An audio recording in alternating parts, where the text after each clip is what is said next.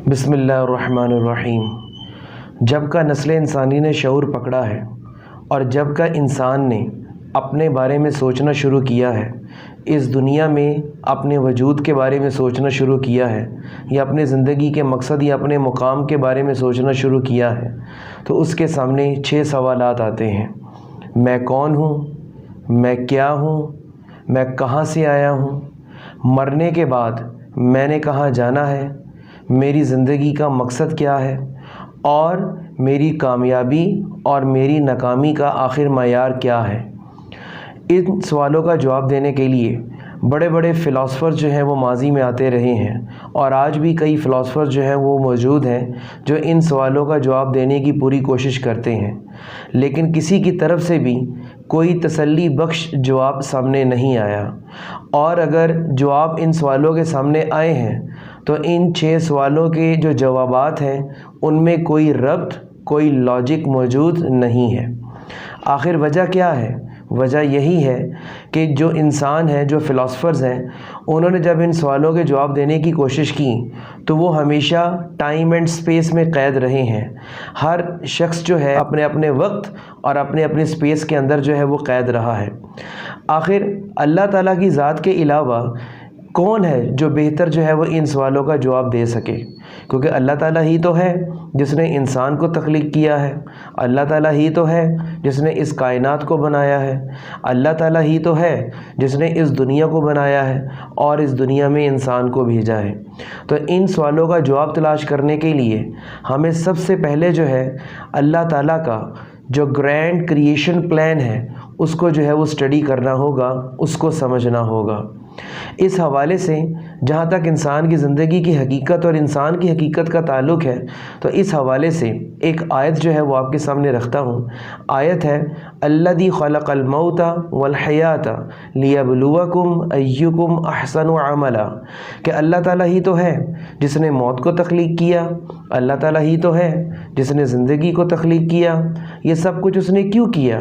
لیبلوکم، تاکہ وہ جانیں ایکم احسن عملا، کہ تم میں سے بہترین عمل جو ہے وہ کون کرتا ہے۔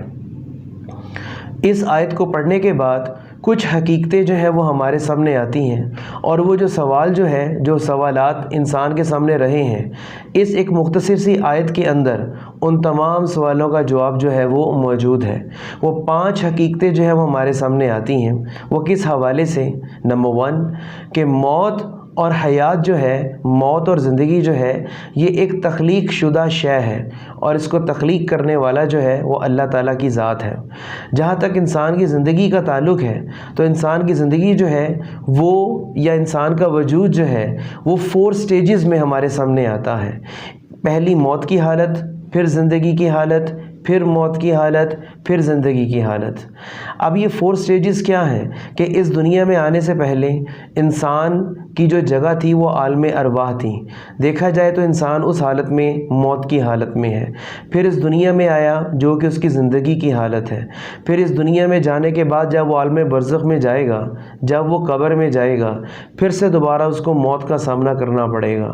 لیکن زندگی یہاں ختم نہیں ہوگی، بلکہ اس موت کے بعد جو مختصر سا عرصہ ہے، چند لمحوں کا عرصہ ہے، چند لمحوں کا وہ دورانیہ ہے، اس موت کے بعد پھر سے دوبارہ اس کو ایک زندگی کی طرف جو ہے وہ بلایا جائے گا، اور وہ زندگی جو ہوگی وہ اس کی ایٹرنل لائف ہوگی، جو کبھی ختم ہونے والی نہیں ہوگی، جو قیامت کی زندگی ہوگی۔ پہلی حقیقت جو ہے وہ اس آیت میں ہمارے سامنے یہ آتی ہے کہ یہ جو موت ہے یا یہ جو زندگی ہے، یہ اللہ تعالیٰ کی طرف سے تخلیق شدہ شے ہے۔ اور دوسری جو چیز ہمارے سامنے آتی ہے، جیسا کہ اللہ تعالیٰ نے کہا کہ میں جانوں کہ تم میں سے بہترین عمل جو ہے وہ کون کرتا ہے، اس میں انسان کو ایک گفٹ دیا گیا ہے۔ وہ گفٹ کیا ہے؟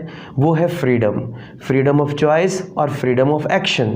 اب یہ جو فریڈم آف چوائس ہے یا یہ فریڈم آف ایکشن ہے، یہ صرف گفٹ نہیں ہے، بلکہ حقیقت میں اسی کے بل بوتے پر انسان کی جو ہے وہ آزمائش ہوگی۔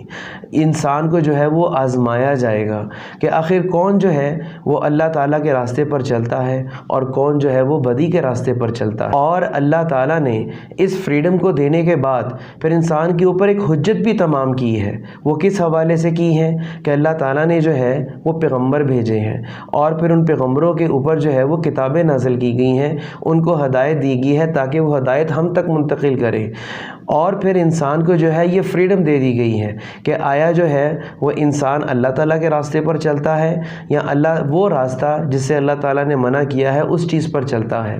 یہی وہ قدرت ہے اس کے اندر جو اللہ تعالیٰ نے رکھ دی ہے نیکی کرنے کی اور بدی کرنے کی۔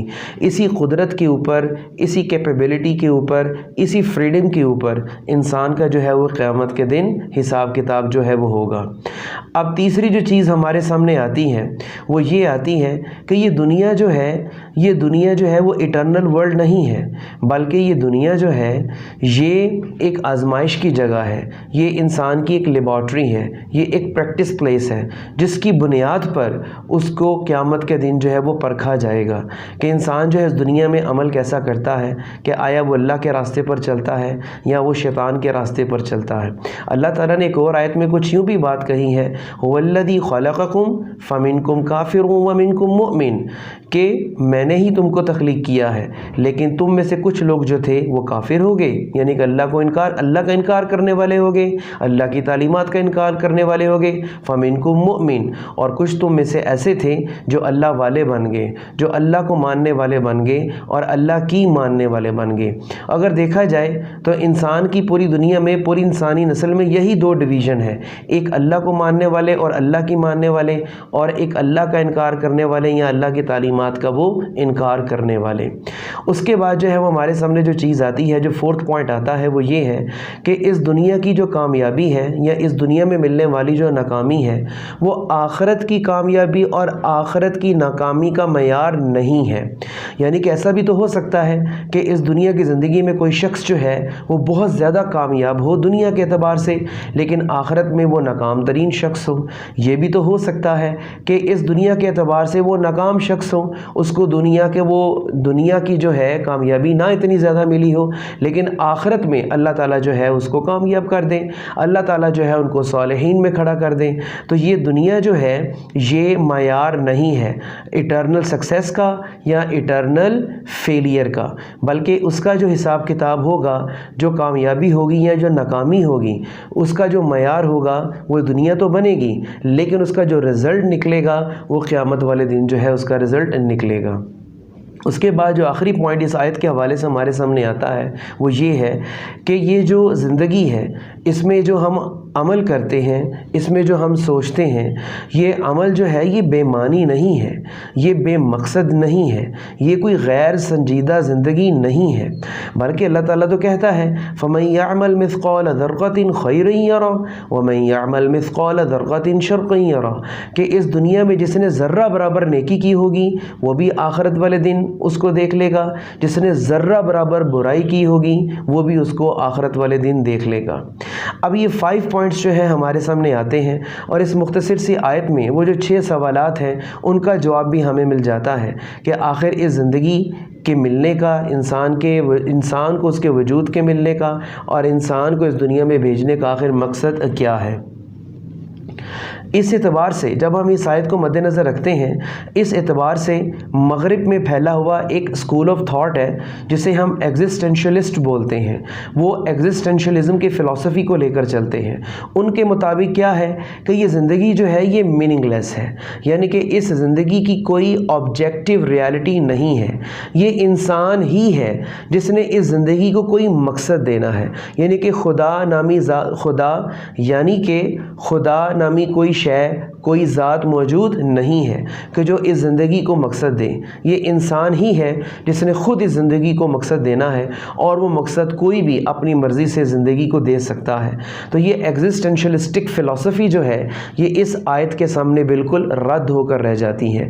اسلام جو ہے اس ایگزسٹینشلسٹک فلسفی کو اسٹرانگلی جو ہے وہ ریجیکٹ کرتا ہے، اور اس ایگزسٹینشلسٹک فلسفی کے مطابق پھر کیا ہوا کہ زندگی جو ہے وہ تو پھر انسگنیفیکنٹ ہو جاتی ہے کہ جب اس کا کوئی مقصد ہی کوئی انسان اس دنیا میں لے کر نہیں آتا۔ لیکن اسلام جو ہے وہ اس لائف کو سگنیفیکنٹ بناتا ہے، وہ اس لائف کو ایک پرپسو بناتا ہے، وہ اس لائف کو جو ہے وہ فل آف ایم بناتا ہے۔